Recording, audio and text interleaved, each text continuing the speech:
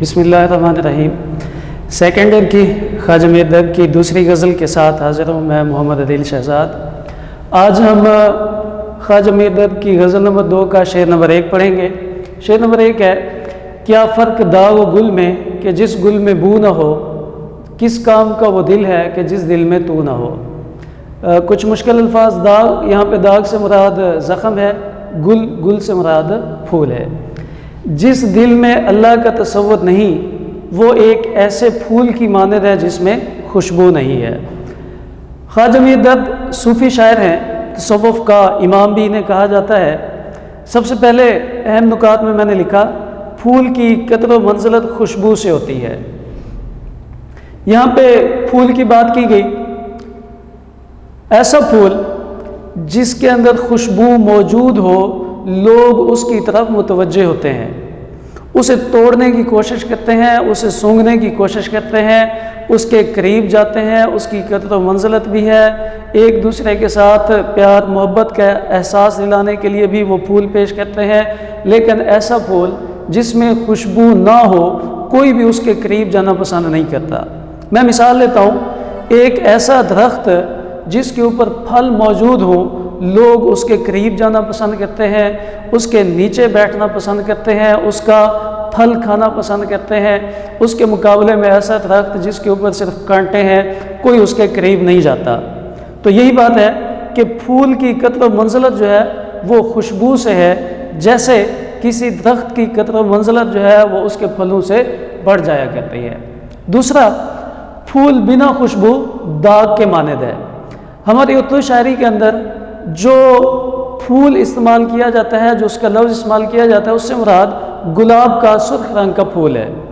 اب گلاب کا پھول بھی سرخ رنگ کا اور اس کے ساتھ زخم بھی سرخ رنگ کا ہوتا ہے، تو شاعر کہتے ہیں کہ اگر پھول میں خوشبو نہیں ہے تو وہ زخم کی مانند ہے کہ زخم بھی سرخ رنگ کا تو ہے لیکن اس کے اندر خوشبو موجود نہیں ہے۔ اسی طرح سے یہاں پہ وہ کہتے ہیں کہ خوشبو سے مراد انسان کا کردار اور اخلاق ہیں۔ اگر ہم انسان کی بات کریں، خوشبو، پھول میں سے تو خوشبو آتی ہے، کوئی پھلدار درخت ہے، اس کے اوپر تو درخت کے اوپر جو ہے وہ پھل موجود ہیں۔ اگر اس کے مقابلے میں اگر ہم انسان کی بات کریں تو انسان جس کے اندر اخلاق موجود ہے، جس کا اخلاق سب سے بہتر ہے، جس کا کردار سب سے بہتر ہے، اسی انسان کی قدر و منزلت ہوتی ہے۔ اب اس کے مقابلے میں پھول کے ساتھ جو دوسری مثال دی کہ جس دل میں خدا نہیں، وہ دل کسی کام کا نہیں ہے۔ یہاں پہ شاعر نے کہا تھا کہ وہ پھول کسی کام کا نہیں ہے جس کے اندر خوشبو نہ ہو، اسی طرح سے وہ دل کسی کام کا نہیں ہے جس دل کے اندر خدا موجود نہیں ہے۔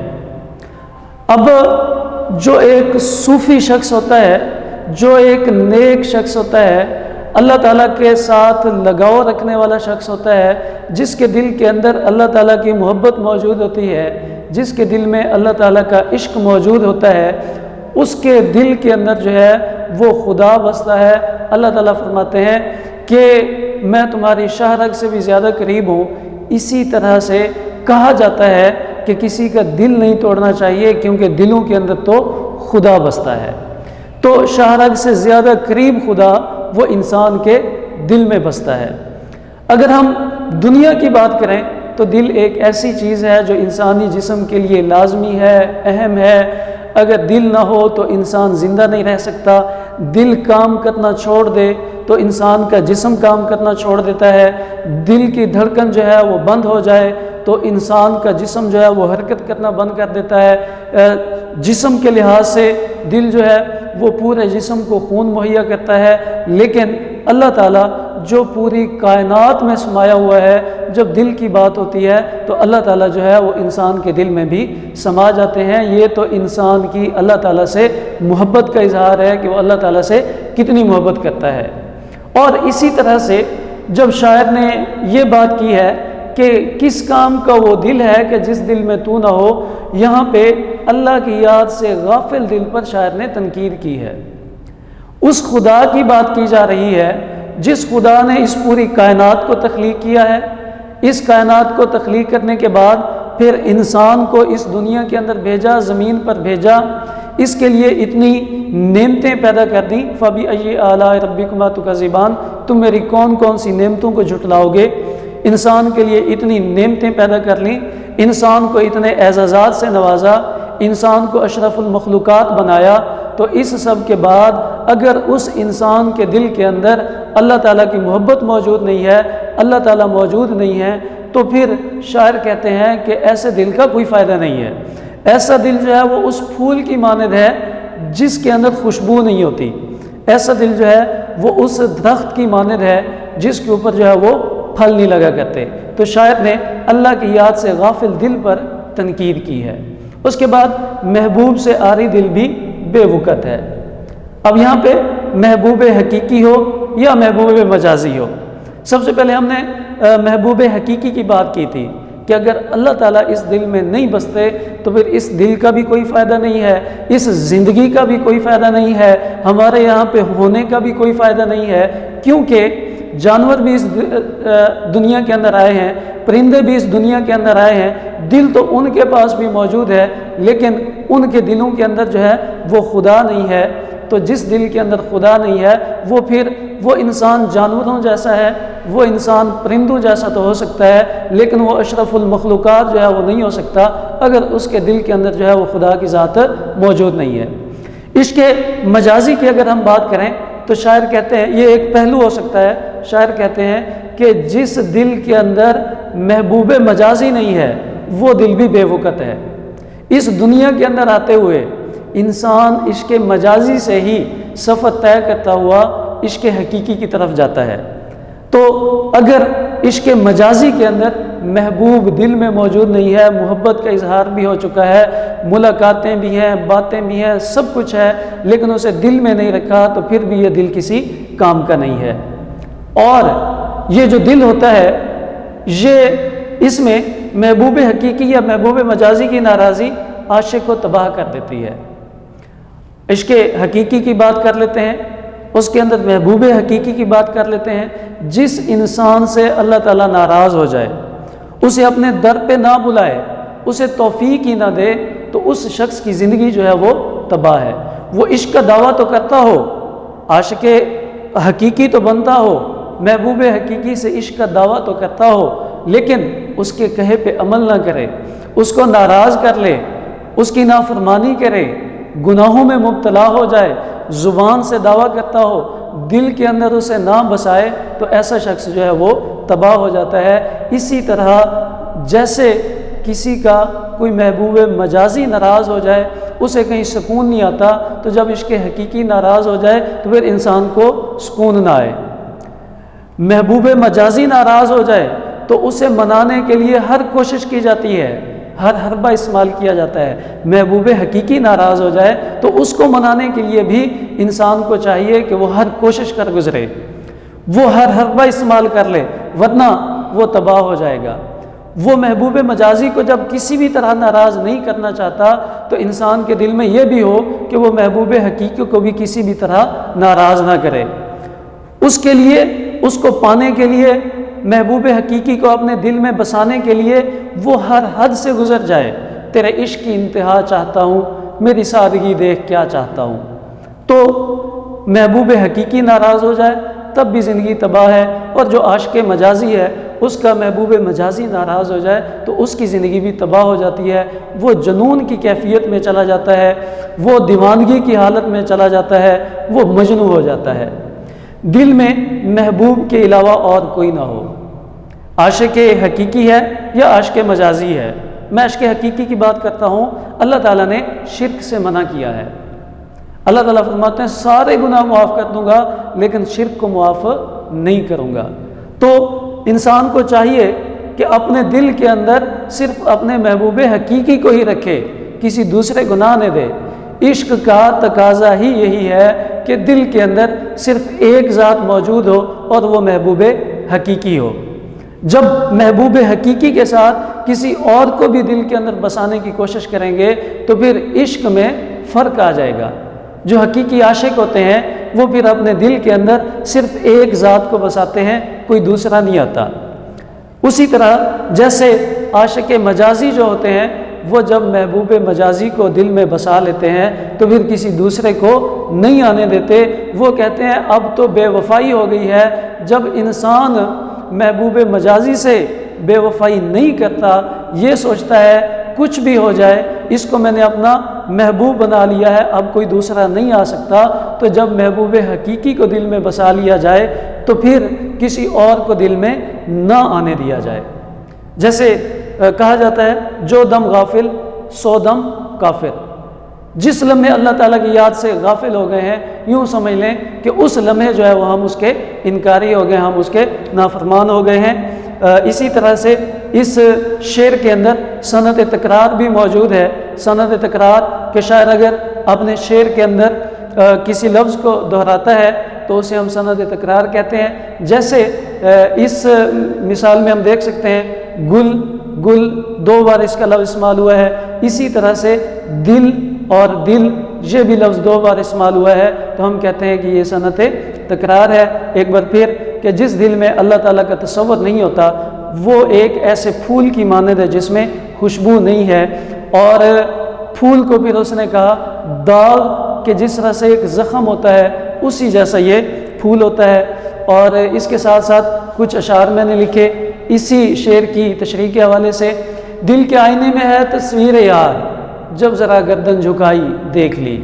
خدا کی ذات جو ہے وہ دل کے اندر موجود ہے، جب ہم جیسے ہی گردن جھکاتے ہیں، وہ گردن جھکانا وہ سجدے کی حالت میں ہو، وہ گردن جھکانا وہ رکوع کی حالت میں ہو، وہ گردن جھکانا اللہ کی یاد ہو، کسی بھی طرح سے ہم اللہ تعالیٰ کی تصویر جو ہے وہ جو ہمارے دل کے اندر موجود ہے ہم دیکھ لیتے ہیں۔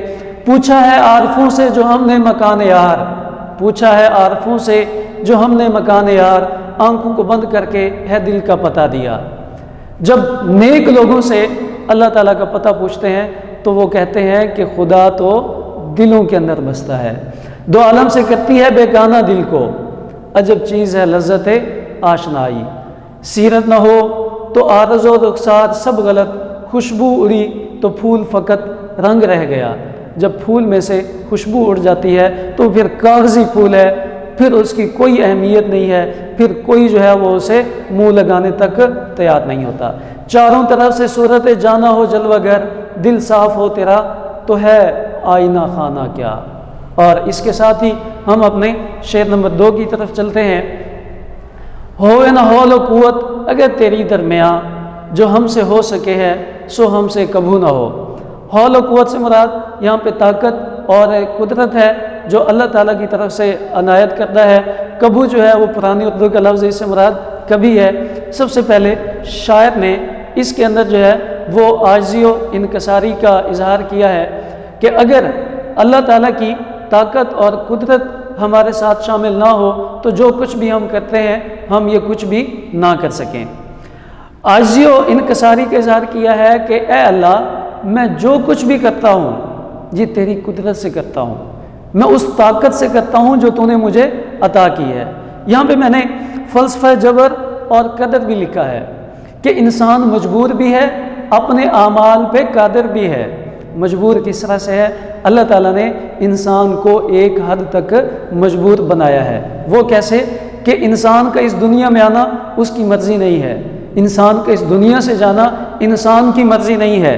اللہ تعالیٰ نے ہمیں آنکھوں سے دیکھنے کی صلاحیت دی ہے، ہم ناک سے نہیں دیکھ سکتے، ہم کان سے نہیں دیکھ سکتے، ہم سر کے پچھلے حصے سے نہیں دیکھ سکتے۔ اللہ تعالیٰ نے ہمیں منہ سے بولنے کی قوت دی ہے، ہم کانوں سے نہیں بول سکتے، کانوں سے سننے کی قوت دی ہے، آنکھوں سے نہیں سن سکتے، پاؤں سے چلنے کی قوت دی ہے، سر سے نہیں چل سکتے۔ تو یہاں پہ انسان کیا ہے؟ مجبور ہے، اور انسان اپنے اعمال میں قادر بھی ہے۔ اللہ تعالیٰ نے اس کو اختیار بھی دیا ہے۔ یہ جو جنت اور جہنم کا تصور ہے یہ اعمال پہ قدرت کی وجہ سے ہے کہ ہم با اختیار ہیں۔ گناہ کر رہے ہیں، ہمارا بازو پکڑ کے کوئی نہیں لے جاتا کہ اب تو نے گناہ نہیں کرنا۔ ہم نیکی کر رہے ہیں تو ہمارا بازو پکڑ کے کوئی نہیں لے جاتا کہ تم نے نیکی نہیں کرنی، ہم اس میں با اختیار ہیں۔ اللہ تعالیٰ نے 2 راستے انسان کو دکھا دیے ہیں۔ ایک کہا کہ یہ میرا راستہ ہے، اس پہ چلو گے تو نیکی کرو گے، میری فرما برداری کرو گے، گناہوں سے بچو گے، شیطان کے راستے پہ نہیں چلو گے، یہ میرا راستہ ہے۔ اگر میرے راستے پہ چلو گے تو پھر کیا ہوگا؟ جب قیامت کے دن میرے سامنے آؤ گے تو میں اس کی جزا دوں گا، جزا کے طور پہ میں تمہیں جنت عطا کروں گا، جنت کی نعمتیں ہمیشہ کے لیے تمہاری ہوں گی۔ اور پھر کہا ایک دوسرا راستہ ہے، وہ تمہارا اختیار ہے، میرے راستے پہ چلو یا اس دوسرے راستے پہ چلو، اور وہ دوسرا راستہ کون سا ہے؟ شیطان کا راستہ ہے۔ کہا اگر اس راستے پہ چلو گے تو پھر میں تمہیں وہیں پہ ڈالوں گا جہاں پہ میں شیطان کو ڈالوں گا، پھر تمہارے لیے جہنم ہے، پھر تمہارے لیے جہنم کی آگ ہے، عذاب ہے، دردناک عذاب ہے۔ تو اعمال پہ انسان کو اختیار دے دیا کہ نیک اعمال کرو گے تو تمہاری مرضی ہے، برے اعمال کرو گے تو تمہاری مرضی ہے، نیک اعمال کر کے میرے پاس آؤ گے تو جزا دوں گا، برے اعمال کر کے میرے پاس آؤ گے تو سزا دوں گا۔ تو انسان جو ہے وہ کچھ چیزوں کے اندر مجبور ہے اور کچھ چیزوں کے اندر با اختیار اللہ تعالیٰ نے بنایا ہے، اور وہ اختیارات بھی ایک محدود حد تک دیے۔ تو میں بات کر رہا تھا انسان جو ہے وہ یہاں پہ شاعر نے عاجزی و انکساری کا اظہار کیا ہے کہ اے اللہ ہم عاجز ہیں، ہم تیرے ہی سامنے جھکنے والے ہیں، ہم جو بھی کرتے ہیں وہ تیری قدرت اور طاقت سے کرتے ہیں۔ اگر تو ہمیں طاقت نہ دیتا، اگر تو ہمیں قدرت نہ دیتا تو ہم ان آنکھوں سے نہ دیکھ سکتے، تو طاقت نہ دیتا تو ہم ان کانوں سے نہ سن سکتے، تو طاقت نہ دیتا تو ہم اس زبان سے نہ بول سکتے۔ تو اللہ تعالیٰ کی طاقت ہمارے ساتھ ہے، قدرت ہمارے ساتھ ہے کہ ہم گناہوں سے بچتے ہیں اور نیکی کرتے ہیں۔ یہ نیکی کی توفیق بھی اللہ تعالیٰ کی طرف سے ہی ہوتی ہے کہ میرا بندہ جو ہے وہ جہنم کی طرف جانے کے بجائے وہ نیکی کی طرف آئے، جنت کی طرف آئے۔ خدا ہماری بہتری چاہتا ہے۔ بعض اوقات یوں بھی ہوتا ہے کہ ہم کوئی کام کرنے جاتے ہیں، ہمارا وہ کام مکمل نہیں ہوتا، ہم سمجھتے ہیں کہ ہمارے نصیب میں نہیں ہے، اللہ تعالیٰ نے لکھا ہی نہیں، اس میں ہم شکوے شروع کر دیتے ہیں، تو اصل میں وہ کام ہماری بہتری کے لیے ہوتا ہی نہیں ہے۔ اللہ تعالیٰ جس بندے سے محبت کرتے ہیں، جس انسان سے محبت کرتے ہیں، اسے ہمیشہ جو ہے وہ بہتری کی طرف لاتے ہیں۔ اللہ کی مدد کے بغیر ہم کچھ بھی نہیں کر سکتے۔ ہم کوئی بھی دنیا کا کام کرتے ہیں اس میں اللہ تعالیٰ کی مدد بھی ہمارے ساتھ شامل ہوتی ہے، جیسے ایاک نعبد و ایاک نستعین، اے اللہ ہم تجھ سے ہی مدد مانگتے ہیں۔ تو یہاں پہ وہی بات کی گئی ہے کہ اللہ کی مدد کے بغیر انسان جو ہے وہ کچھ نہیں کر سکتا۔ دنیا کے اندر انسان جو بھی کام کرتا ہے وہ اللہ تعالیٰ کی مدد کے ساتھ کرتا ہے۔ ہاں، جن کاموں کے اندر وہ با اختیار ہے ان کاموں کے اندر انسان جو ہے وہ اپنی مرضی شامل کر لیتا ہے۔ جب وہ گناہ کر رہا ہے اگر وہ یہ کہے کہ اس میں بھی اللہ تعالیٰ کی مدد آ جائے تو ایسا نہیں ہوتا۔ اللہ تعالیٰ کی مدد جو ہے وہ ہمیشہ نیک کاموں کے اندر، اچھے کاموں کے اندر، بھلائی کے کاموں کے اندر ہوتی ہے۔ فلسفہ جبر و قدر میں پہلے بیان کر چکا، کوشش انسان کا کام ہے۔ اب انسان کا کام کیا ہے کہ وہ اپنے کام کے لیے کوشش کرے، اس کا نتیجہ نکالنا اللہ تعالیٰ کا کام ہے۔ اس میں انسان کو کامیابی حاصل ہونا، ناکامی ہونا، یہ آگے اللہ تعالیٰ کا کام ہے کہ اسے کامیابی دینی ہے یا ناکامی دینی ہے۔ اگر کامیابی دی ہے تو اس کے اندر اس کی کوئی نہ کوئی بہتری ہوگی، اس لیے اسے کامیابی ملی ہے، اور اگر اسے ناکامی ملی ہے تو اللہ تعالیٰ جو ہے وہ اس انسان کی وہ بہتری چاہتے ہیں۔ اور اسی شعر کے اندر شاعر نے اپنی بے بسی کا اظہار کیا ہے کہ اے اللہ میں بے بس ہوں، میں مجبور ہوں۔